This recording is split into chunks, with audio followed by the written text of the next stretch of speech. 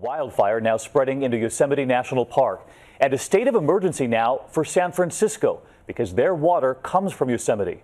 Tonight, our team inside the park, the fire almost completely out of control. Thousands of families on alert, their homes threatened, stunned by the speed of the fire.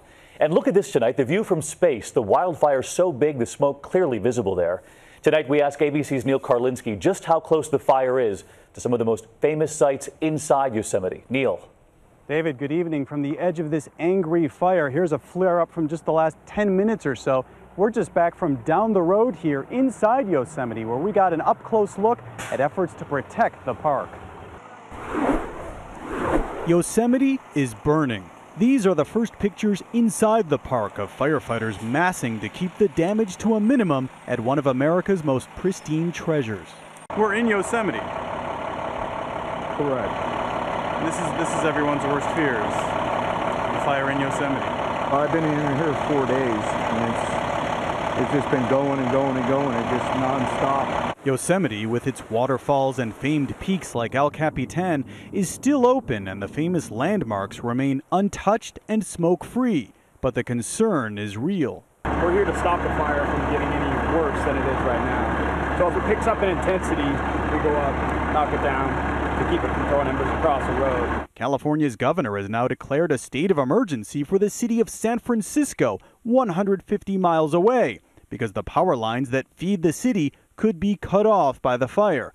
Water is an issue as well. We traveled to the massive Hetch Hetchy Reservoir inside Yosemite, which provides 85% of San Francisco's water. The concern, evident in these pictures, that ash and debris will pollute the water. Officials say the size of the fire hasn't actually changed that much, it's the intensity. Still, there are evacuations underway, and one small piece of good news, the fire is now about 5% contained. That is not much, but it's a lot more than the 1% they had just a day ago.